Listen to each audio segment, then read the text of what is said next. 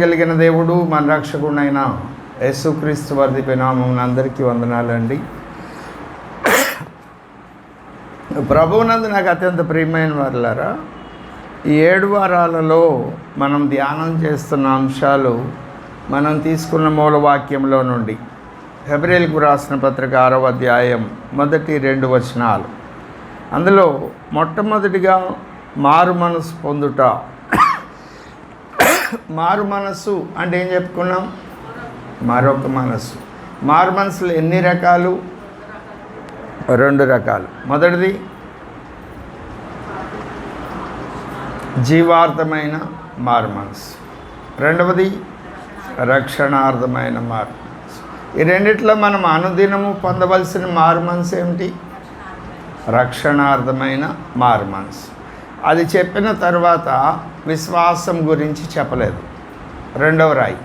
3వ రాయి బాప్తిస్మములను గూర్చిన బోధ అనే అంశాన్ని ధ్యానం చేశాం. బాప్తిస్మములు అంటే అనేకం. ఎన్ని ఉన్నాయి బాప్తిస్మాలు స్థూలంగా? 3. 1 నీళ్ళ బాప్తిస్మం, 2 పరిశుద్ధాత్మతో బాప్తిస్మం, 3 అగ్నితో బాప్తిస్మం. అందులో చివరిది చెప్పలేదు, మొదటి 2 చెప్పాను. నీళ్ళ బాప్తిస్మం అంటే నీళ్ళల్లో ముంచబడడం, మరణించడం, మరలా తిరిగి లేవడం, పునరుత్థానం చెందడం. ఆత్మ బాప్తిస్మం అంటే ఏం చెప్పుకున్నాం? నీళ్ళ బాప్తిస్మం మనం పొందినప్పుడు పరిశుద్ధాత్మ మనలోనికి వచ్చి మన ఆత్మను దేవుని ఆత్మతో జత చేస్తుంది, అతికిస్తుంది, చేరుస్తుంది అని చెప్పుకున్నాం.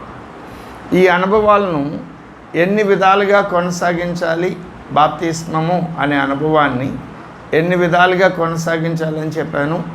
పొందిన బాప్తిస్మము, పొందుచు ఉన్న బాప్తిస్మము, పొందబోయే.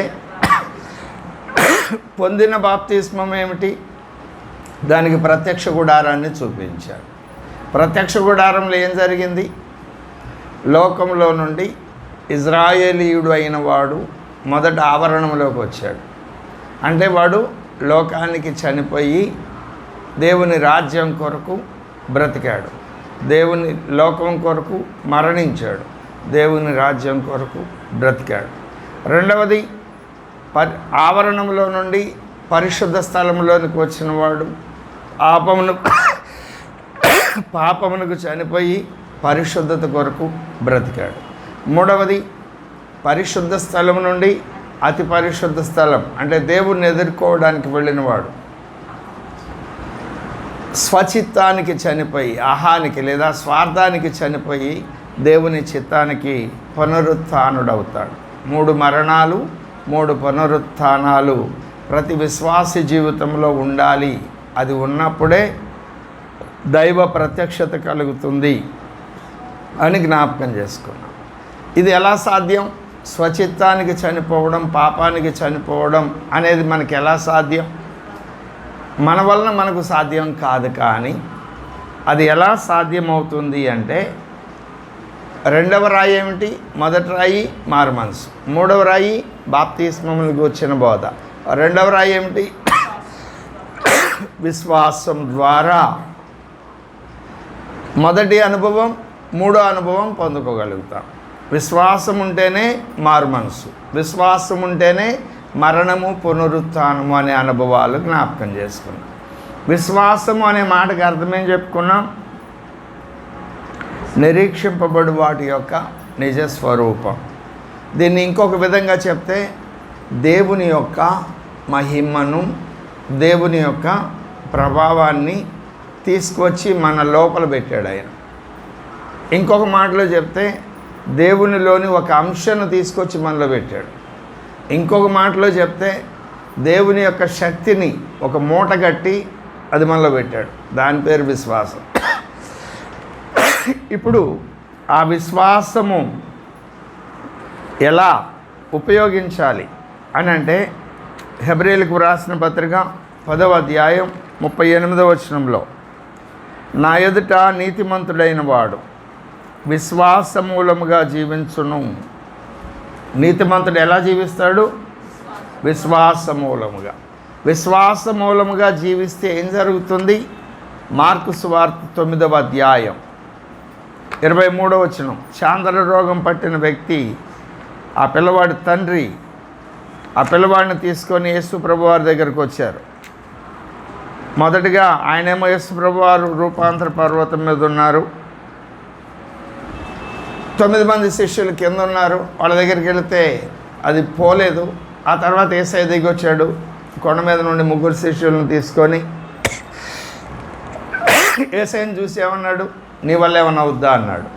ఆ బాధలో యేసయ్య కోపం వచ్చి నమ్ముట నీ వలనైతే నమ్మువానికి, అంటే దేవుడికి సమస్తము సాధ్యము, నమ్మేవాడికి కూడా సమస్తము సాధ్యం.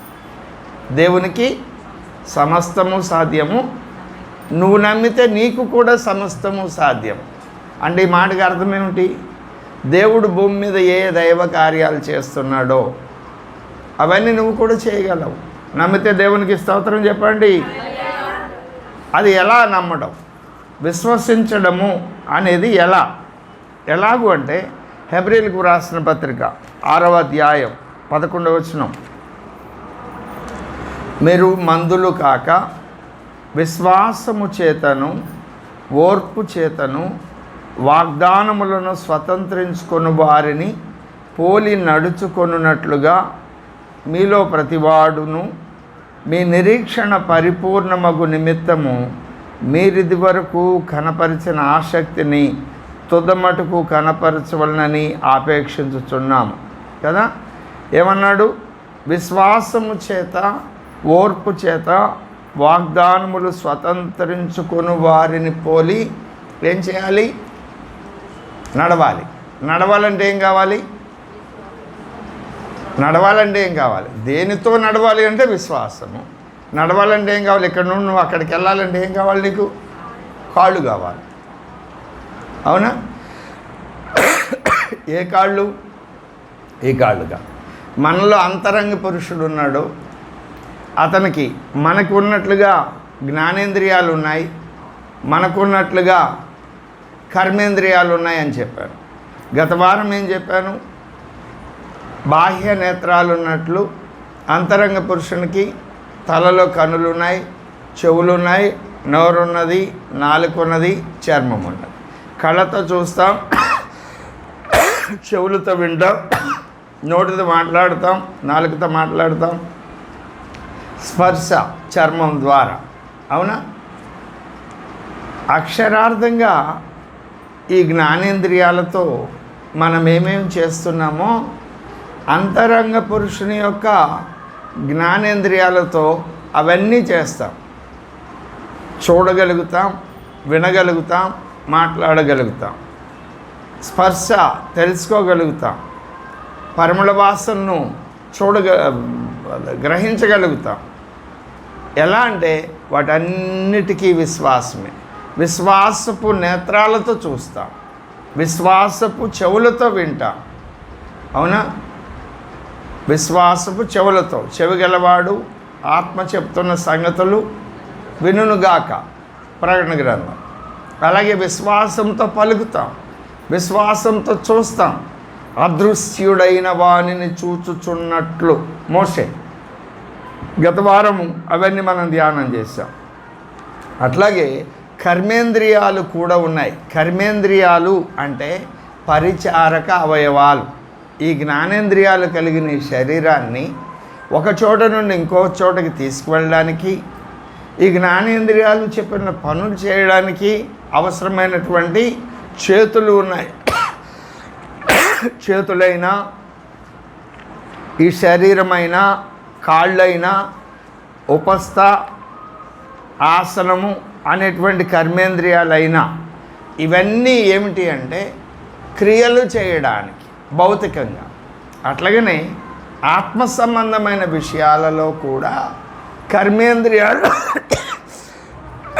విశ్వాసంతోనే పనిచేస్తాయి. కర్మేంద్రియాలు విశ్వాసంతోనే పనిచేస్తాయి. నేను మీకు బైబిల్లో ఒక ఉదాహరణ చూపిస్తాను, చూడండి. ఆదికాండం 13వ అధ్యాయం 17వ వచనం. అబ్రహాముకు దేవుడు వాగ్దానం చేశాడు, ఈ భూమి అంతా కనపడుతున్న భూమి అంతా నీదే అన్నాడు. అన్నోడు ఇచ్చేయచ్చుగా, ఇవ్వలేదు. ఏం చేశాడు? 17 నీవు లేచి ఈ దేశం యొక్క పొడుగున వెడల్పున దానిలో సంచరించుము, అది నీకు ఇచ్చేదనని అబ్రహాంతో చెప్పాను. ఏమన్నాడు? ఈ కనపడుతుందంతా నీదే అన్నాడు. 15వ వచనం, ఎందుకనగా నీవు చూచుచున్న ఈ దేశమంతటిని నీకును నీ సంతానమునకును సదాకాలం ఇస్తానన్నాడుగా. 15లో ఇస్తానన్నాడు, ఇయ్యచ్చుగా, ఇవ్వలా. కండిషన్ పెట్టాడు. ఏమని? నడవమని. నడిస్తేనే ఇస్తాడట, లేకపోతే ఇవ్వడట. పాత నిబంధన గ్రంథంలో వ్రాయబడిన ప్రతి విషయము కూడా అది ఛాయగా రాయబడి, మన కొరకు మనకు బుద్ధి కలుగుటకై దృష్టాంతములుగా వ్రాయబడి ఉంది. ఈ మాట మీరు మనసును పెట్టండి. ఇప్పుడు అబ్రహాముకు అక్షరార్థమైన భూమి ఇస్తానని వాగ్దానం చేసి దానిలో నడవమన్నాడు. ఇది అక్షరార్థమైన వాగ్దాన భూమి. ఆ భూమి ఎలాంటి భూమి? ద్వితీయోపదేశకాండం 11వ అధ్యాయం 11, 12 వచనాల్లో అది ఆకాశ వర్ష జలమును త్రాగును. దేవుని కనుదృష్టి సంవత్సరాది మొదలు సంవత్సరాంతం వరకు ఉంటుంది. అది పాలు తేనెలు ప్రవహించు దేశము.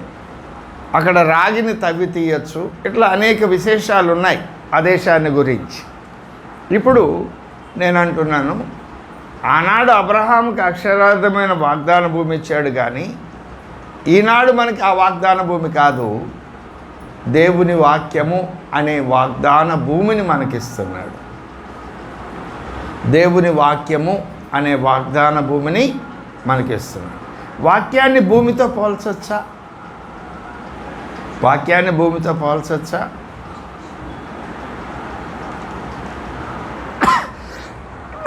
పోల్చలేము, కానీ పోల్చవచ్చు. ఎలాగో చెప్తా. ఇప్పుడు భూమి మీద ఏమేమి ఉన్నాయి? కొండలు ఉన్నాయి, లోయలు ఉన్నాయి, అవునా? నదులు ఉన్నాయి, సెలయేర్లు ఉన్నాయి, అవునా? చెట్లు ఉన్నాయి, వృక్ష సంపద ఉన్నది. అట్లనే భూమి మీద మనం ఏమేమి చూస్తున్నామో అవన్నీ ఉన్నాయి. భూమి మీద వెలుగు ఉన్నది, చీకటి ఉన్నది. వెలుగు చీకటి వస్తుంది, అవును కదా? ఇది మనసులో పెట్టుకొని నేను చెప్తున్న వచనాలు చూడండి.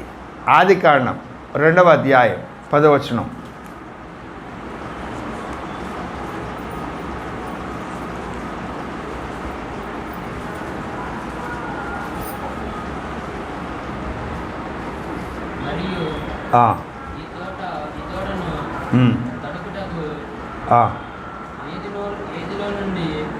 ఏదేనులో నుండి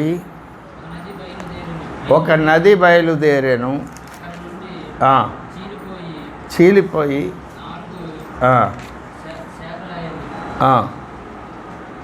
మరియు ఆ తోటను తడుపుటకు. ఏం తోట ఇది? ఏదైనా తోట. ఏదైనా తోటని ఎవరి కొరకు నిర్మించాడు దేవుడు? దేవుని కుమారుడైన ఆదాము కొరకు, అవ్వ కొరకు. ఆ తోటలో ఒక నది ఉంది. ఆ తోటను తడపడానికి ఏదేనులో నుండి ఒక నది బయలుదేరి అక్కడ నుండి చీలిపోయి 4 శాఖలాయను. ఆ 4 శాఖల పేర్లు అక్కడ రాశాడు. అది 4 దిక్కులా ప్రవహిస్తూ ఆ తోటనంతా తడుపుతూ. ఇది అక్షరార్థమైన ఒక తోట. దేవుని సంఘం ఒక తోట. దేవుని సంఘం అనేది ఒక తోట. నది అంటే అక్కడ పరిశుద్ధాత్మ కాదు. రక్షణ పొందిన వాడికి పరిశుద్ధాత్మ ఒక నది. రక్షణ పొందని వాడికి పరిశుద్ధాత్మతో నింపబడిన వాడు ప్రకటిస్తున్న వాక్యము ఒక నది. మరలా చెప్తాను, రక్షణ పొందిన వానికి పరిశుద్ధాత్మ అనేది ఒక నది. నీ కడుపులో నుండి జీవజల నదులు ప్రవహించును, అవునా? దేవుని వాక్యము నీళ్లతో పోల్చబడింది, పరిశుద్ధాత్మ నీళ్లతో పోల్చబడింది, వాక్యము నీళ్లతో పోల్చబడింది. వాక్యమును ఉదక స్నానము చేత. ఎఫెసీ 5:25. అవునా? పరిశుద్ధాత్మ జీవజలముల నదితో పోల్చబడి. ఇప్పుడు అక్కడ నది బయలుదేరింది అంటే ఆ నది పరిశుద్ధాత్మ అని కాదు, దేవుని వాక్యము అనే నది. ఎందుకనంటే ఒక వ్యక్తి నేను పరిశుద్ధాత్మను పొందుకున్నాను, నాలో నుండి పరిశుద్ధాత్మ ఇంకొక వ్యక్తిలోనికి ప్రవహించదు. ఎవరికి వారు వ్యక్తిగతంగానే పరిశుద్ధాత్మను దేవుని యొద్ద నుండి పొందుకోవాలి. అవును కదా? కానీ ఒక వ్యక్తి నేను పరిశుద్ధాత్మతో నింపబడితే, లేదు నువ్వు పరిశుద్ధాత్మతో నింపబడితే, నీలో నుండి దేవుని వాక్యము ఒక నది వలె ప్రవహిస్తుంది, నలుదిక్కులా ప్రవహిస్తుంది.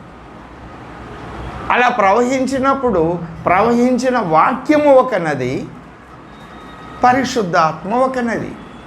పరిశుద్ధాత్మ ఒక నది ఎవరికి? రక్షణ పొందిన వారికి, పరిశుద్ధాత్మ అభిషేకం పొందుకున్న వారికి. రక్షణ పొందని వారికి, రక్షణ పొందిన వారిలో నుండి పరిశుద్ధాత్మ దేవుడు పలికించే దేవుని వాక్యము ఒక నదీ ప్రవాహం. ఆ నది నువ్వు ఎక్కడికి వెళ్ళి మాట్లాడితే అక్కడ ఆ ప్రజలందరినీ తాకుతుంది. నదీ ప్రవాహం. అవునా? ఇప్పుడు నది ఉందా లేదా? అక్షరార్థమైన నది ఏదేను తోటలో ఉంది. దేవుని సంఘంలో రక్షణ పొందిన వాళ్ళు ఉన్నారు.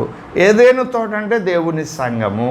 సంఘంలో రక్షణ పొందిన వారు అంటే పరిశుద్ధాత్మ పొందడానికి యోగ్యులైన వారు. ఎవరైతే పరిశుద్ధాత్మను పొందుకున్నారో వారు ఒక నదిని బయటికి ప్రవహింపజేస్తున్నారు. ఆ నది ఏమిటి? వాక్యం అనే నది. ఆ వాక్యం అనే నది ఎలాగో ప్రవహిస్తుంది? భూమి అంతటా ప్రవహిస్తుంది.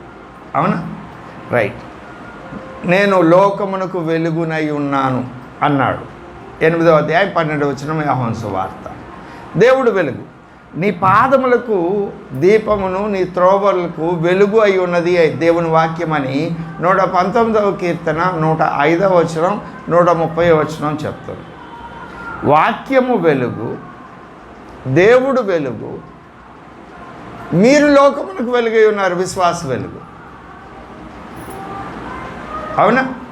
వాక్యము, దేవుడు, విశ్వాసం, వెలుగు. వాక్యము నది అయి ఉంది, పరిశుద్ధాత్మ నది అయి ఉన్నది. అది భూమి అంతటా ప్రవహిస్తుంది. అది భూమి అంతటా ప్రవహిస్తుంది. ఇప్పుడు నది ప్రవహిస్తుంది. అవునా? అంటే వాక్యం ప్రవహిస్తుంది. ఆ వాక్యం అందరిలోనికి ప్రవహిస్తుంది. ప్రవహించాలంటే ఏం చేయాలి? పొలాన్ని దున్నాలి. నదిలో ప్రవహిస్తున్న నీళ్లను చాలకు పెట్టాలంటే ఏం చేయాలి? పొలం దున్నాలవుతా? దున్నకుండా నీళ్లు పెడితే ఏమైద్దో? బీడైపోతుంది. అవునా? బీడైపోతుంది. ఇప్పుడు నేను ఇలా అంటాను,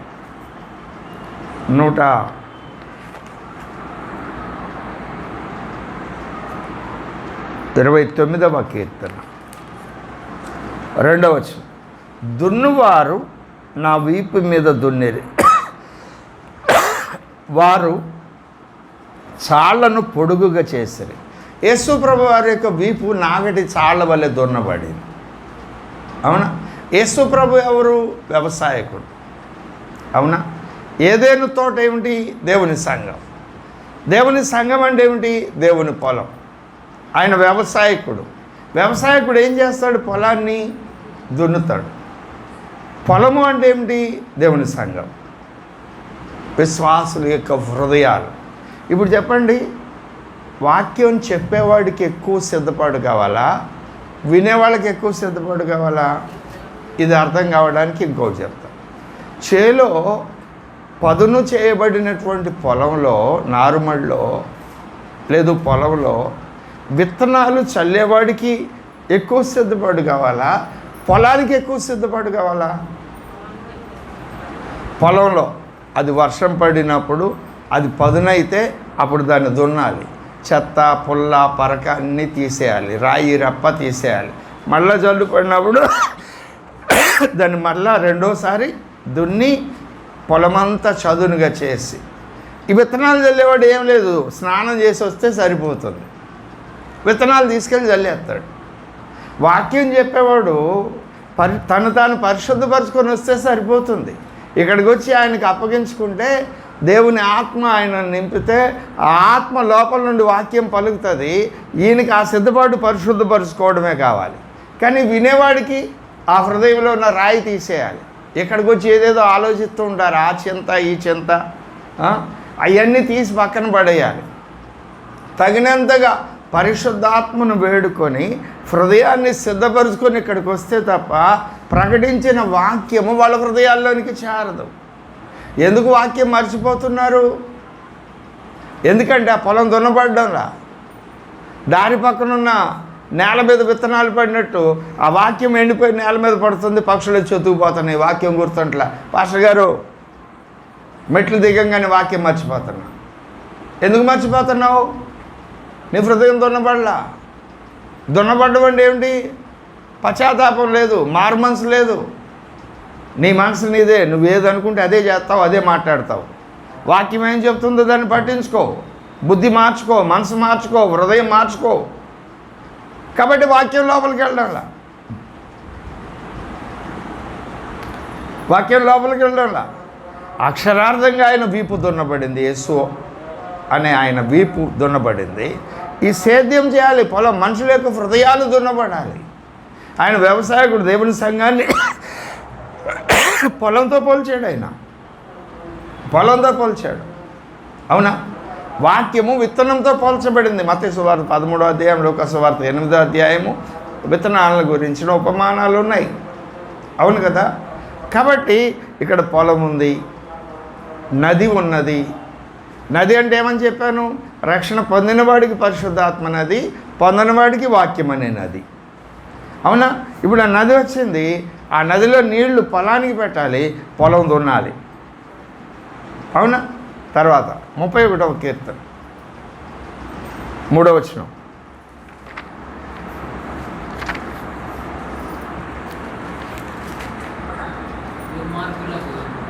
ముప్పై 31వ కీర్తన 31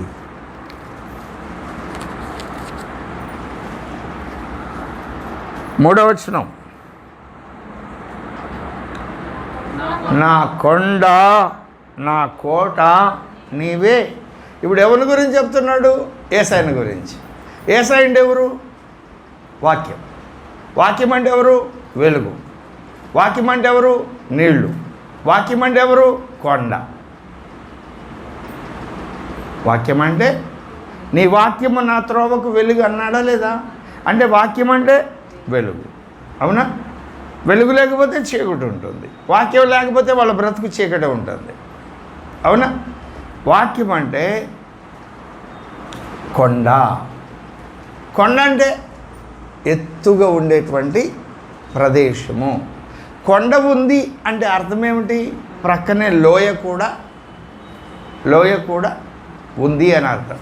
కొండ అంటే ఆత్మీయ పరిభాషలో దేవుడు నీవు ఏ ఉన్నతమైన పరిశుద్ధతను పొందుకోవాలని దేవుడు ఉద్దేశించాడు, ఏ ఉన్నతమైన స్వరూపంలోనికి నువ్వు చెక్కబడాలని దేవుడు కోరుకున్నాడు, ఆ ఉన్నతమైన మెట్టుకెళ్ళడం కొండ. ఏమిటి ఆ ఉన్నతమైన శిఖరాగ్రము? 8:29 క్రీస్తుకు కలిగిన సమానమైన సంపూర్ణత. ఎఫెసీ 4:11. రోమా 8:29లో క్రీస్తు యొక్క సారూప్యము మనలో ఏర్పడ్డాడు. యేసు ఎలాంటి పరిశుద్ధుడో మనం అలాంటి పరిశుద్ధులం కావడం, యేసు ఎలాంటి శక్తి కలిగిన వాడో మనం అలాంటి శక్తి కలిగిన వారం కావడం. ఆ పర్వతం ఎక్కడ? ఆ పర్వతం ఎవరు? వాక్యం. అంటే ఈ లేఖనాలు 66 పుస్తకాల లేఖనాలను పరిశోధించి నీ కొరకు ఏ ఉన్నతమైన గురిని దేవుడు సిద్ధపరిచాడో ఆ గురిని చేరుకోవడానికి ప్రతిదినము నువ్వు చేసే దైవభక్తి సాధన పర్వతారోహణము. కొండ ఎక్కడం. ఎక్కలేనంత ఎత్తైన కొండ ఎక్కుతున్నాను, నాకు చేత కావడం లేదయ్యా, నన్ను ఎక్కించు అన్నాడు 61వ కీర్తనలో భక్త దావీదు. కొండ అంటే ఏమిటి? అక్షరార్థమైన కొండ కాదు. ఇప్పుడు ఈ భూమి మీద మనకు కనపడుతున్నవన్నీ ఏమిటి అంటే అవన్నీ కూడా ఆత్మ సంబంధమైన విషయాలు మనకు తెలియపరచడానికే వాటన్నిటినీ చూపించాడు. ఇప్పుడు చెట్టు, అవునా? చెట్టు అంటే ఎవరు? మనిషి. మత్తయి సువార్త 8వ అధ్యాయంలో కుష్ఠవ్యాధిగ్రస్తుడిని దేవుడు స్వస్థపరిచాడు. స్వస్థపరిచేది ఎవరు అని అంటే ప్రకటన గ్రంథం 22వ అధ్యాయం మొదటి 2 వచనాల్లో 2వ వచనంలో అక్కడ జీవవృక్షం ఉంది. ఆ జీవవృక్షము నదికి ఇటువైపు అటువైపు ఉంది. దానికి నెలకొక కాపు, సంవత్సరానికి 12 కాపులు కాస్తున్నాయి. దాని ఆకులు ప్రజలను స్వస్థపరుస్తున్నాయి. భూమి మీద స్వస్థపరిచింది ఎవరు? యేసు ప్రభువారు. ఇప్పుడు ఆ జీవవృక్షం ఎవరు? యేసు ప్రభువారు. భూమి మీద ఉన్న చెట్లు దేన్ని సూచిస్తున్నాయి? యేసును. యేసు అంటే ఎవరు? వాక్యం. యేసు అంటే ఎవరు? నది. యేసు అంటే ఎవరు? వెలుగు. యేసు అంటే ఎవరు? దేవుని వాక్యం. యేసు అంటే ఎవరు? దేవుడు. దేవుడు is equal to Yesu. Yesu is equal to వాక్యము. వాక్యము ఈజ్ ఈక్వల్ టు వెలుగు. వెలుగు ఈజ్ ఈక్వల్ టు నది. ఇట్లాగ అన్నీ సమన్వయపరుచుకుంటూ వెళితే అన్నిటికీ ఒకటే ఆన్సరు యేసయ్య. యేసయ్య నాయనలు ఏమున్నాయి? పర్వతాలు ఉన్నాయి, లోయలు ఉన్నాయి, వెలుగు ఉంది, చీకటి ఉంది, నదులు ఉన్నాయి, పొలం ఉన్నది, చెట్లు ఉన్నాయి. ఇంకా భూమి మీద నువ్వేమేమి చూస్తున్నావో అవన్నీ కూడా లేఖనాల్లో ఉన్నాయి. ఇప్పుడు అబ్రహాం గారికి ఏం చెప్పాడు? నువ్వు చూస్తున్నదంతా నీదే అన్నాడు. అన్నాయినా తీసుకో, నీదే, నీకు ఇచ్చే, ఇంకెవడు నీ దగ్గరికి రాడు అని చెప్పి దేవదూతలను కావలించి కంచేసి ఆ కనపడుతున్న దేశమంతటిని అబ్రహాం గారికి ఇచ్చేయడం దేవుడికి చేతవుదా? చేతవుదా? కానీ ఇవ్వలా. నువ్వు నడువయ్యా అన్నాడు. ఎందుకన్నాడు అంటే అక్షరార్థమైన ఆ భూమిని స్వతంత్రించుకోవడానికి అబ్రహాము అక్షరార్థమైన ఈ పాదాలతో నడిస్తేనే ఆ భూమి అతనికి స్వంతం అవుతుంది అని ఎందుకు చెప్పాడంటే ఆత్మ సంబంధమైన దేవుని యొక్క వాగ్దానములను నీవు స్వతంత్రించుకోవాలి అంటే దేవుని వాక్యము అనే వాగ్దాన భూమిలో నీవు నడవాలి. ఎలా నడవాలి? ముందు పర్వతం ఎక్కాలి. పర్వతం ఎక్కితే అక్కడ ఏం కనపడుతుంది? నిర్గమకాండం 25వ అధ్యాయం 40వ వచనంలో మోషేను ఆ పర్వతాన్ని ఎక్కించి మందిరాన్ని చూపించాడు. నేను నీకు కనపరిచిన మందిరమును ఈ విధంగానే కట్టు. ఆ మందిరం దేని గుర్తు? తిమోతికి రాసిన మొదటి పత్రిక 3వ అధ్యాయం 15వ వచనం ప్రకారం దేవుని మందిరము అనగా జీవము కలిగిన దేవుని సంఘము. నువ్వు సంఘాన్ని చూడాలి అంటే సంఘం అంటే ఏమిటి? పెళ్లి కుమార్తె. సంఘం అంటే ఏమిటి? దేవుడు ఏర్పాటు చేసుకున్న ప్రజల సమూహం.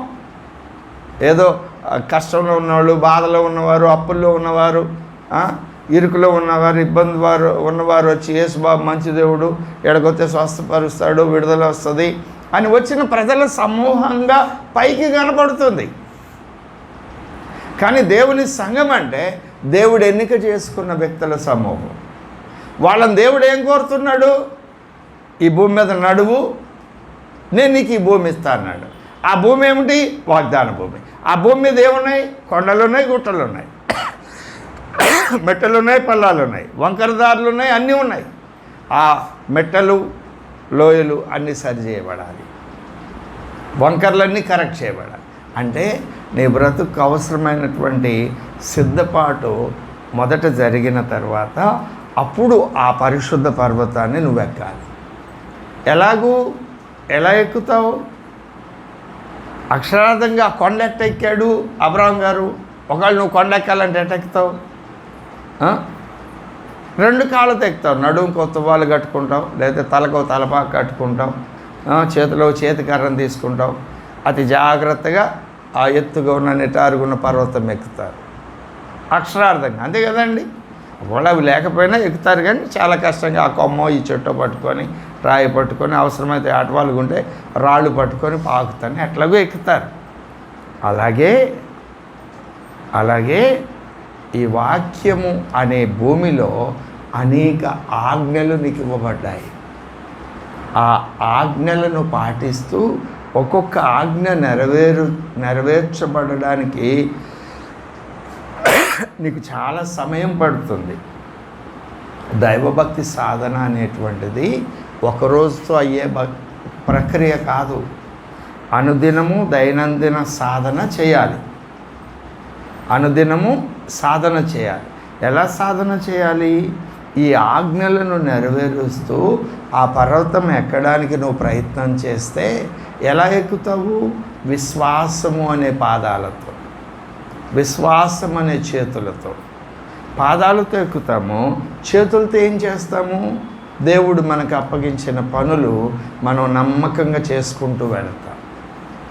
దేవుడు మీ కొరకు ముందుగా సిద్ధపరిచిన సత్క్రియలను చేయుటకై మీరు ఆయన చేసిన సృష్టియు ఆయన చేతి పనియు అయి ఉన్నారు. మనంతట మనం చేయలేం. దేవుడు కోరుకున్న విధంగా, దేవుడు కోరుకున్న పనులు మనంతట మనము చేయలేం. దేవుడు సహాయం చేస్తే మనం చేయగలుగుతాం. ఎలా చేయగలుగుతాం? నా చేతులతో నేను చేయలేని పని నా ప్రభువు చేయగలడని నడుం కట్టుకొని ముందుకు వెళితే ఈ చేతులతోనే, విశ్వాసం అనే చేతులతో ఆ పని మనం చేయగలుగుతాం. ప్రార్థన చేయగలుగుతాం, పాట పాడగలుగుతాం, వాక్యాన్ని చదవగలుగుతాం, ప్రకటించగలుగుతాం, అర్థం చెప్పగలుగుతాం, వాక్య ప్రకారం బ్రతకగలుగుతాం. ప్రార్థన చేయలేకపోతున్నాను అని అంటున్నారంటే అర్థం ఏమిటి? నా ప్రభువు ప్రార్థన నేర్పేవాడు అని నమ్మకపోవడం. ప్రభువా నాకు ప్రార్థన చేయడం రాదు. ఆ మాట వాస్తవమే. అబద్ధమా? చెప్పిన సాక్ష్యం వాస్తవమే. కానీ రోమపత్రిక 8:26 ఏం చెప్తుంది? మన బలహీనతలను చూసి ఆత్మ తానే మన యందుండి మన పక్షముగా ఆయన. ఇప్పుడు ఆ వాక్యము అనే వాగ్దాన భూమిని నువ్వు స్వతంత్రించుకొని, ప్రభువా నాకు చేత కాదు, స్తోత్రం స్తోత్రం స్తోత్రం, సహాయం చేయి దేవుని పరిశుద్ధాత్మ నాకు సహాయం చేయమని ఆ ప్రార్థన ఆయన నిన్ను తాకేదాకా ఆ ఒక్క మాట నువ్వు పలుకుతూ ఉంటే దేవుని ఆత్మ నిన్ను తాకి నిన్ను స్వాధీనం చేసుకొని నీకు తెలియని విధంగా నీ నోట అనేక పదాలు పలికించేస్తాడు. ఉందా లేదా వాగ్దానం? ఈ వాగ్దానాలను ఎందుకు ఇచ్చాడు దేవుడు? పేతురు రాసిన 2వ పత్రిక 1వ అధ్యాయం 4వ వచనం ఇక్కడ ప్రింట్ చేసి పెట్టుకున్నాం. మనందరికీ అత్యధికములు అమూల్యములు అయిన వాగ్దానాలు ఎందుకు ఇచ్చాడు? మనము దేవస్వభావాన్ని పొందుకోవడానికి. లోకంలో దేవస్వభావాన్ని పొందుకోకముందు మనం ఎలా ఉన్నాం? లోకంలో ఉన్న భ్రష్టత్వాన్ని కలిగి ఉన్నాం.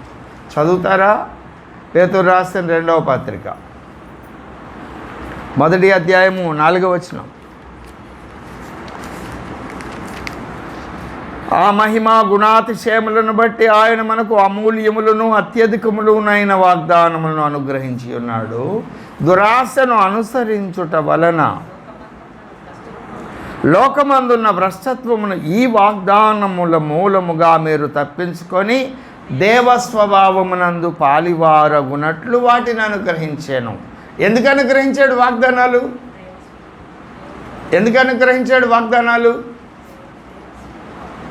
నా వైపు చూసి చెప్పండి. దేవుడు వాగ్దానాలు ఎందుకు ఇచ్చాడు? అక్కడ ఉన్నదే చెప్పండి.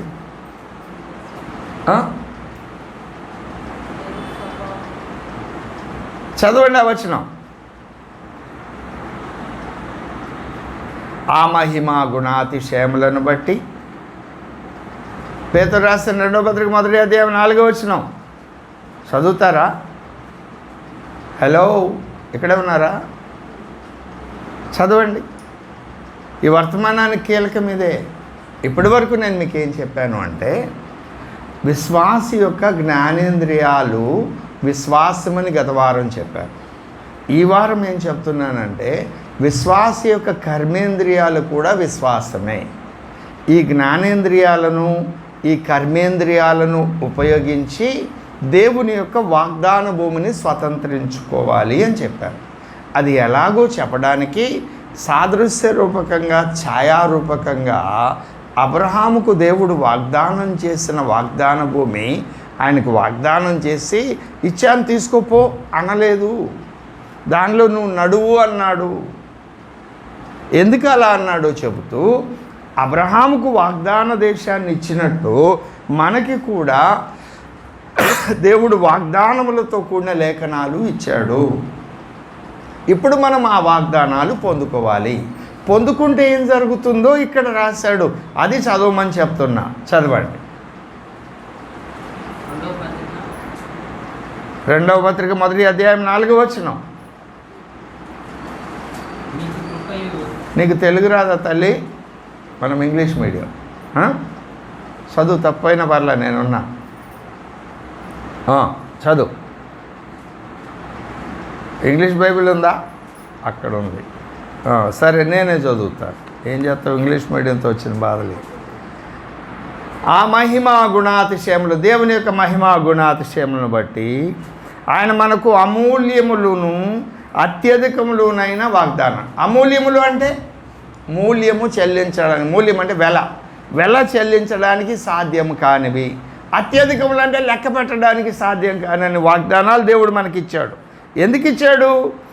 లోకంలో మనం ఉన్నాం, దురాశ. మనం సుఖంగా ఉండాలి, మనం హ్యాపీగా ఉండాలి, ఎవడటపోయినా నా భార్య, నా భర్త, నా పిల్లలు, నేను హ్యాపీగా ఉండాలి అనుకునేది మన స్వభావం. దేవుని స్వభావం ఏమిటి? దేవుని పిల్లలందరూ, భూమి మీద ఉన్న మనుషులందరూ రక్షణ పొందాలి, సత్యమును గురించిన అనుభవ జ్ఞానం కలిగి ఉండాలి, అందరూ దేవుని పక్షంగా ఉండాలి, సుఖంగా సంతోషంగా ఉండాలి అనేది దేవుని ఆలోచన. మనకి ఆలోచన రాదు. దేవుని పిల్లలమైన నేను, నా భార్య, నా భర్త, నా పిల్లలు, నా వ్యాపారం, నా ఉద్యోగం, నా కోర్టు కేసులు, నా అప్పులు, నా చెప్పులు, ఇవే నా తిప్పలు. దేవుని ఉద్దేశాలు ఏవి కావు. ఈ దురాశను అనుసరించడం వలన లోకంలో ఉన్న భ్రష్టత్వం మనలోకి వస్తుంది. భ్రష్టత్వం అంటే ఏమిటి? దేవుడు నీకు ఏది ఇవ్వాలనుకున్నాడో ఆయన ఇచ్చేస్తున్నాడు. ఆ ఇచ్చిన దాన్ని అక్కడ పెట్టుకొని నాకేమి ఇవ్వలేదని చెబుతున్నావు నువ్వు. దేవుడు నీకేమి ఇవ్వాలో అవన్నీ ఇచ్చేశాడు. దేవుడు నీకు వాగ్దానం చేశాడు. నువ్వు రక్షణ పొందినప్పుడే పరసంబంధమైన వాగ్దానాలన్నీ నీకు ఇచ్చేశానని ఎఫ్ఎస్సీ 1:3 చెబుతాను. అవన్నీ గూట్లోనే ఉన్నాయి. నీకు ఎవరో డబ్బులు పంపించారండి, 1 లక్ష రూపాయలు చెక్కు. ఆ చెక్ అట్టగుంది, జేబులో పెట్టుకున్నావు. దాన్ని మార్చుకోవడం జాతకాల. ఆన్లైన్లో అడుగుతావు, అన్న ఒక టీ పంపివా, అక్క ఒక బిస్కెట్ ప్యాకెట్ ఇప్పివా అని అడుక్కుంటున్నావు. ఆ చెక్కు మారితే నువ్వే 100 మందికి టీ పంపిస్తావు. దేవుడు అట్లాంటి చెక్కు ఒకటి నీకు ఇచ్చాడు. దాన్ని మార్చుకోవడం నీకు జాత కాలేదు. ఆ ప్రయత్నం కూడా నువ్వు చేయడంలా. బ్యాంకుకి వెళ్ళాలి, అకౌంట్ తీయాలి, దీన్ని దానిలో జమ చేయాలి, అది క్లియర్ కావాలి, తర్వాత ఎన్క్యాష్ చేసుకోవాలి. ఈ ప్రాసెస్ అంతా నీకు ఇష్టం లేదు. కాబట్టి ఆ భ్రష్టత్వంలో మనం ఉన్నాం. ఆ భ్రష్టత్వమును ఈ వాగ్దానముల మూలముగా తప్పించుకొని దేవస్వభావములో పాలివారగునట్లు వాటిని అనుగ్రహించారు. నాతో చెప్పండి. ఈ వాగ్దానముల మూలముగా మీరు తప్పించుకొని, ఇప్పుడు చెప్పండి, నేను తప్పించుకొని అని చెప్పండి. దేవస్వభావమునందు పాలివాడనగునట్లు దేవుడు నాకు వాగ్దానాలు ఇచ్చాడు. ఆ వాగ్దానాలు ఎన్ని? లెక్కలేనన్ని. వాగ్దానం యొక్క విలువ ఎంత? ఓ రోగం వచ్చింది, మరణకరమైన రోగం. హాస్పిటల్కి పోతే 1 లక్ష రూపాయలు, 1 కోటి రూపాయలు ఖర్చు అవుద్ది అనుకుందాం. ఏసై దగ్గరికి వస్తే ఆ రోగం స్వస్థపరచబడి, ఇప్పుడు హాస్పిటల్కి వెళ్తే 1 లక్ష రూపాయలు ఖర్చు అయింది కాబట్టి ఈ వాగ్దానం ఖరీదు 1 లక్ష రూపాయలని లెక్కేద్దామా? అవునా? కాదు. అది ఎవరికి స్వస్థపరుస్తాడంటే దేవుడు ఎవరిని కరుణించ ఉద్దేశించాడు వారిని స్వస్థపరుస్తాడు. అందరినీ స్వస్థపరిస్తే ఇక ఆసుపత్రులు ఎందుకు ఉంటాయి? ఆయన ఎవరిని స్వస్థపరచాలని ఉద్దేశించాడు వాళ్ళని స్వస్థపరుస్తాడు, అందరినీ కాదు. వారి అవిశ్వాసమును బట్టి వారికి ఏ సూచక్రియ చేయలేకపోయాడు, అద్భుతం చేయలేకపోయాడు అని బాధపడలేదా కొరజీనా దగ్గర? అవునా కదా? రైట్. నేను మీకు పరిచయం చేస్తున్న అంశం ఏమిటి అంటే, అక్షరార్థమైన ఇజ్రాయేలీలకి అక్షరార్థమైన వాగ్దాన భూమి ఇచ్చాడు. ఆ భూమినిచ్చి అక్షరార్థంగా నడవమన్నాడు.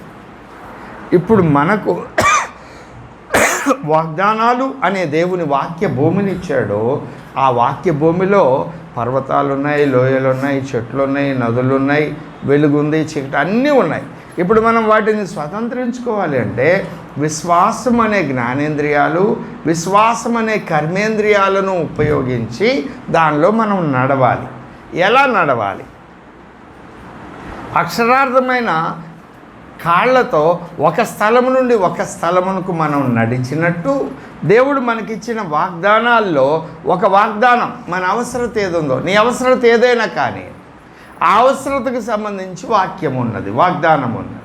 ఆ వాగ్దానాన్ని పట్టుకొని, ప్రభువా నువ్వు నాకు ఈ వాగ్దానం ఇచ్చావు, దాన్ని నెరవేరుస్తానన్నావు, పరిస్థితులన్నీ వ్యతిరేకంగా ఉన్నా నేను నిన్ను నమ్ముతున్నాను, ఇదిగో నువ్వు నన్ను స్వస్థపరిచావు, డాక్టర్లు చేత కాదు బొమ్మన్నారు, అయినా ప్రభువా నువ్వు నన్ను స్వస్థపరిచావు, నువ్వు నాకు తప్ప దిక్కులేదు, నువ్వు స్వస్థపరిచినందుకు నీకు స్తోత్రం అనే వాగ్దానం మీద నువ్వు నిలవబడి ఆ వాగ్దానాన్ని పలకడం ద్వారా చూసే మాంసనేత్రాలకి ఏం కనపడుతుంది? డాక్టర్ల వల్ల కాదన్నారు. చెవులకి ఏం వినపడుతుంది? వాళ్ళు చెప్పినటువంటి ఆ మాటలు భయాన్ని కలుగజేస్తున్నాయి గుండెల్లో. చూపించుకుందామంటే డబ్బు లేని పరిస్థితి కనపడుతుంది, లేమి కనపడుతుంది. కానీ విశ్వాసంతో ఆ టైంకి దేవుడే సమకూరుస్తాడు అని నువ్వు ఈ జ్ఞానేంద్రియాలతో పలకడము, దానికి సంబంధించిన అడుగులు వేయడము నువ్వు చేసినప్పుడు ఆ వాగ్దానాన్ని నువ్వు స్వతంత్రించుకుంటావు. ఇక్కడ కూడా ఇంకో తిరకాసు, వాగ్దానాల్లో కల్లా అతి సులువైన వాగ్దానం, అందరికి ఇష్టమైన వాగ్దానం ఏంటో చెప్పండి?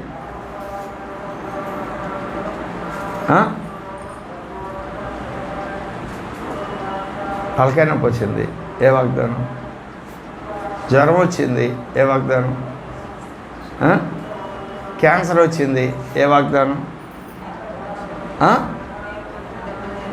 అలా ఎవరు వచ్చినా ఈ వాగ్దానం కొరకేగా దేవుని మందిరానికి. అన్నిలు వచ్చినా, క్రైస్తవులు వచ్చినా, పాస్టర్ గారు పొద్దున్న నుండి తలనొప్పి, అవునే కదా, మంచిదే, అది తప్పని నేను అంటున్నానా? కానే కాదు, కానే కాదు, అది దేవుడిచ్చిన వాగ్దానం. కాదంటానికి నేనెవడిని? అవునా? ఆ వాగ్దానాన్ని నమ్మినంతగా నిన్ను పరిశుద్ధపరచు యెహోవాను నేను అనే వాగ్దానాన్ని నమ్మట్లా ఈనాడు క్రైస్తవ సమాజం. పరిశుద్ధత లేకుండా ఎవడు ప్రభువుని చూడడు అని చెప్పిన వాగ్దానాన్ని, ఆజ్ఞని నమ్మడం లేదు. ఈ శరీరానికి ఏదైనా రోగం వస్తే యేసు స్వస్థపరుస్తాడు అని నువ్వు రాసి ప్రార్థన చేసుకున్నా తగ్గిపోతుంది. పాస్టర్ గారి దగ్గరకో లేకపోతే ఆత్మపూర్ణులైన వ్యక్తుల దగ్గర ఎవరి దగ్గరకు వచ్చి నువ్వు రాసి ప్రార్థన చేసుకున్నా తగ్గిపోతుంది. ఆ వాగ్దానాన్ని క్రైస్తవ సమాజం అంత గట్టిగా నమ్ముతుంది. కానీ మత్తయి సువార్త 5వ అధ్యాయం 48వ వచనం, మీ పరలోకపు తండ్రి పరిపూర్ణుడు గనక మీరు కూడా పరిపూర్ణులై ఉండుడి అన్న వాగ్దానాన్ని నమ్మడంలా, అయ్యో నా చూపు, నేను వినేది, నేను మాట్లాడేది, నేను చేసేది, దేవునికి ఇష్టం లేని మాట నా బ్రతుకులో ఉందే, ఇది ఎందుకు నేను మాట్లాడా? ఇంకెన్నడూ మాట్లాడకూడదు. నా ప్రభు అయితే మాట్లాడు కదా, ప్రభువా నా నోటికి పెదవులకు కావులుంచు, ఆ చెడ్డ మాట నా నోటి పలకనీయవద్దు. ఆయన క్రమం ఉంది కదా, నేను క్రమం తప్పుతున్నా, క్రమం లేని స్థితి నాకు వద్దు. ఆమె కాలము సంపూర్ణమైనప్పుడు ఆయన సమస్తము చేశాడు. కాబట్టి టైం మేనేజ్మెంట్ నాకు కావాలి. ఈ వాగ్దానాన్ని గురించి నా పట్టుదల లేదు ఎవరికి. అన్నిటికంటే గొప్ప వాగ్దానం ఏంటో చెప్పండి బైబిల్లో? అన్నిటికంటే సులువైన వాగ్దానం, అందరూ కోరుకునే వాగ్దానం ఏమని చెప్పుకున్నాం? నిన్ను స్వస్థపరిచే యెహోవాను. ఇది అడిగినట్టుగా దేన్ని అడగడంలా? నిన్ను పరిశుద్ధపరిచే యెహోవాను నేను అడగడంలా. అడిగారు ఎప్పుడైనా? ప్రభువా నన్ను పరిశుద్ధపరు, ప్రత్యేక పరిశుద్ధ, నిత్యం మాటలు, చూపులో, ప్రవర్తనలు, వైఖరి. ఇది అడగం. అప్పులు అంటాం, ఆరోగ్యం అంటాం, ఆ కుటుంబంలో అది అంటాం, ఈ పిల్లలకి అది అంటాం, ఇంట్లో అదే అవసరం, ఇదే అవసరత, వీటిని గురించి మాట్లాడతాం. కానీ నేను ప్రభువును చూడాలి, చూడగలిగినంత పరిశుద్ధత నాకు కావాలని ఎంతమంది ఏడ్చేవాళ్ళు ఉన్నారు. దాని కొరకు విశ్వాసపు పాదాలతో నడవం.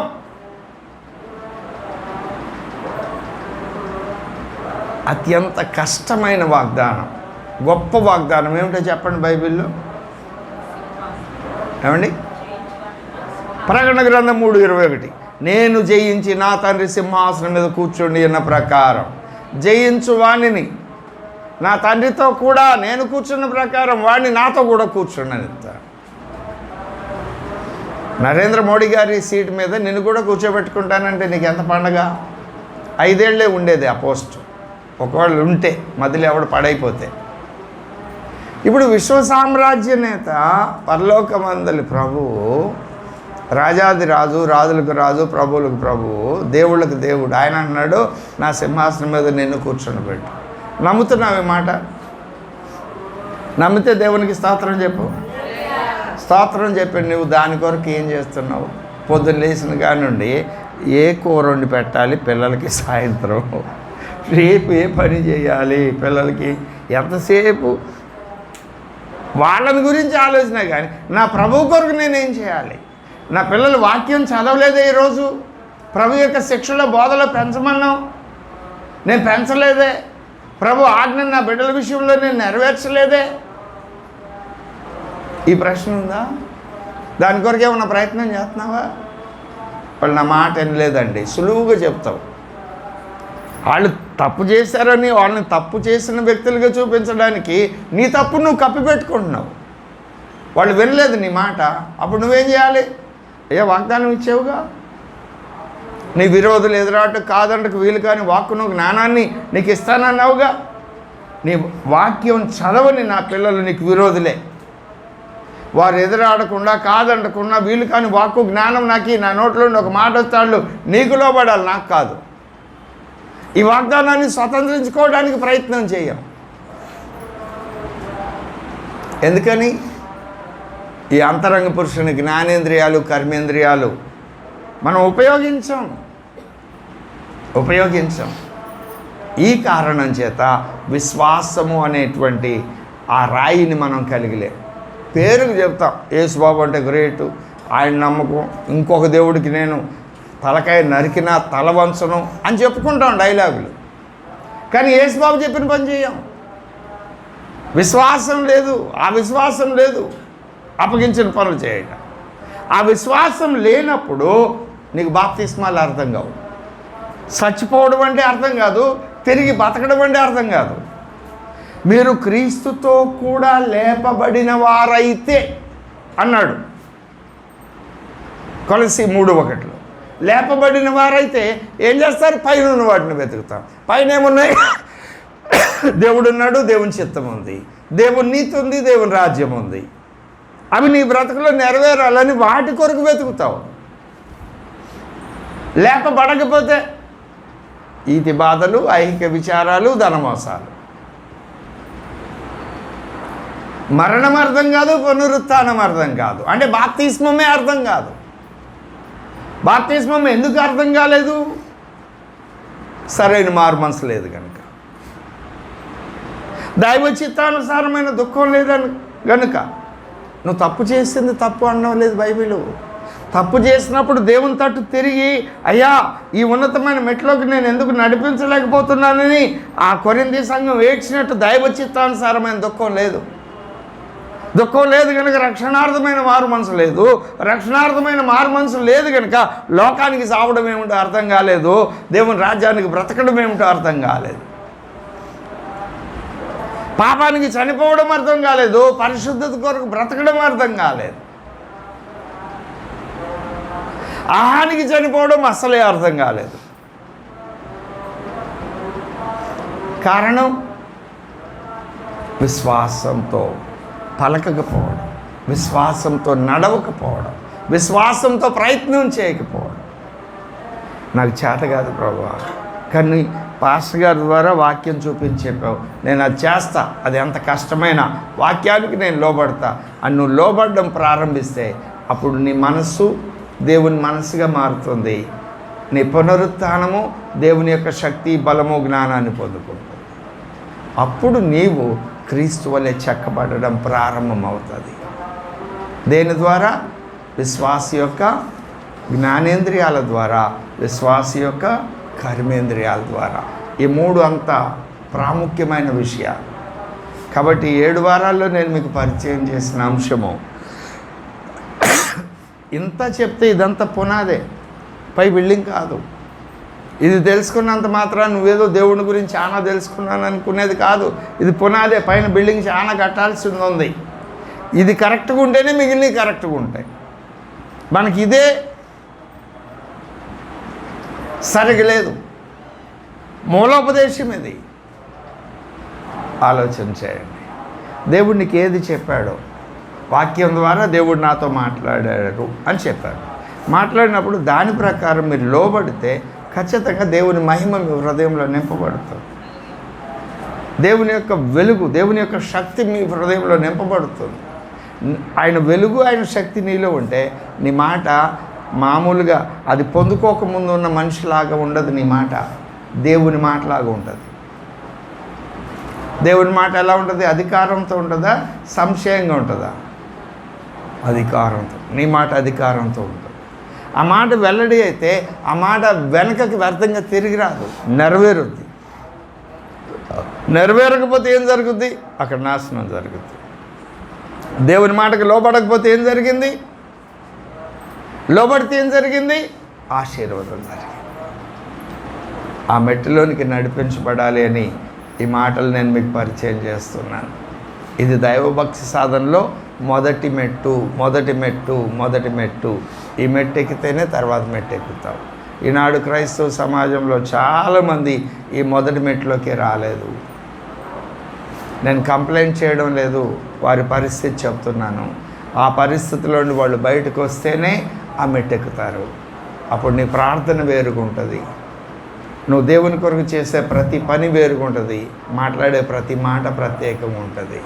నీలో దేవుడిని నీ పక్కనున్న వాళ్ళు చూస్తారు, నీ చుట్టూ ఉన్న వాళ్ళు చూస్తారు. ఈ మాట దేవుని మాట అని, నీ గృహము దేవుని గృహం అని, నువ్వు దేవునికి చెందిన వ్యక్తివని లోకం నిన్ను గురించి సాక్ష్యం చెబుతుంది. ఈ 3 అనుభవాలు ఉన్నప్పుడు కాబట్టి అటు ధన్యత ఈ కార్యక్రమం ఏర్పాటు చేసిన కుటుంబము, చేరుకుడిన మనమందరము స్వతంత్రించుకుందుముగాక. దేవుడి మాటలు మన వెనుకల్లో దీవించి ఆశీర్వదించునుగాక. చెప్పారా? నాకు వినపడలా? ప్రార్థన చేసుకుందాం. మా ప్రియ ప్రభువా, అవును, పునాది పాఠాలు లేదు, క్రీస్తుని గురించిన మూలోపదేశం మీరు మాకు బోధిస్తూ వచ్చారు 7 వారాల్లో. ఆ తల్లికి ఎన్నో సమస్యలు ఉన్నాయి, పోరాటమే చేస్తుంది ఆ తల్లి. తనే కాదు, ప్రతి కుటుంబంలో ఇలాంటి పోరాటాలు ఉన్నాయి. సమాధానం లేని పరిస్థితులు, ఆర్థిక ఇబ్బందులు, ఆరోగ్య సమస్యలు, వివాదాలు, ఇలాంటి సమస్యలు ప్రతి కుటుంబంలో ఉన్నాయి. అవి అపవాది ద్వారా వచ్చినాయి. వాటి నుండి మమ్మల్ని విడిపించి మీతో సమాధానము, పరిశుద్ధాత్మయందలి ఆనందము, మీ నీతిని నెరవేర్చడం, మీ శక్తిని కలిగి దైవ కార్యాలు చేయడం మీరు కడుతున్న రాజ్యం యొక్క లక్షణాలు. అవి పొందుకోవాలి అంటే ఈ మూల పాఠంలోని మొదటి పాఠం మేము నేర్చుకోవాలి. ఆ మూల పాఠంలోని మొదటి పాఠం 7 వారాలు మేము చెప్పుకున్నాం. 7 వారాల్లో ఏ మాటలైతే చెప్పబడ్డాయో వాటి ప్రకారం ప్రతి విశ్వాసి లోబడడానికి, ఆ ఉన్నతమైన మెట్లోనికి నడిపించబడడానికి సహాయం చేయండి. ఈ కార్యక్రమం ప్రత్యేకంగా ఏర్పాటు చేసుకున్న పృథ్వీరాజ్ మంజుల కుటుంబాన్ని మీ హస్తాలకు అప్పగిస్తాం. ఆ తల్లి ఆసక్తితో నీ వైపు చూస్తుంది. అయ్యా, నాకు చదువు లేదు, జ్ఞానము కొదువా, బుద్ధి కొరచ, కానీ నా బాల్యం నుండి నేను మనుషుల మీద ఆధారపడలేదు, కానీ నా దేవుని మీద నేను ఆధారపడ్డాను కనుకనే ఈరోజు నేను ఇలా ఉండగలిగాను. ఎన్ని సమస్యలున్నా, ఎన్ని పోరాటాలున్నా నా హృదయంలో దేవుడు ఉన్నాడనే నెమ్మది, సమాధానం నేను కలిగి ఉన్నా. అయినా కొన్నిసార్లు తత్తరపడుతున్నాను, కలవరపడుతున్నాను, భయపడుతున్నాను. ఆ తల్లి మీతో చెప్పిన మాటలయ్యా, వాటన్నిటి నుండి విడిపించండి, మీ ఆత్మచేత నింపి నడిపించండి. ధైర్యం కలిగి విశ్వాసం అనే జ్ఞానేంద్రియాలను, విశ్వాసం అనే కర్మేంద్రియాలను ఉపయోగించి దైవభక్తి సాధన, ఆ ఉన్నతమైన పరిశుద్ధ శిఖరాన్ని అధిరోహించడం ద్వారా దేవుని సంఘం అనే వనాన్ని చూడడం, దేవుని సంఘం అనే వనంలో, తోటలో, ఏదేను తోటలో ఆదాముకు పరిపాలించమని, సేద్యపరచమని ఎలాగూ పని అప్పగించారో అలాగూ ఆ తల్లిగారికి దేవుని సంఘములో పరిపాలన మరియు సేద్యపరచడం అనే పని తను పొందుకోవడానికి ఆ బిడ్డను సిద్ధపరచాం. కేవలం ఆ కుటుంబమే కాదు, ఈ వర్తమానమైన ప్రతి కుటుంబం కూడా అలాగూ సిద్ధపరచబడాలి. వారి కుటుంబం అనే తోటను పరిపాలించాలి, సేద్యపరచుకోవాలి. సంఘం అనే తోటను సేద్యపరచాలి, పరిపాలించాలి. అటు ధన్యత నాకు, నా బిడ్డలందరికీ దయచేయమని వేడుకుంటూ యేసుక్రీస్తు వారి దివ్య నామమున అడిగి వేడుకొని ప్రార్థన చేయుచున్నాం తండ్రి. ఆమేన్.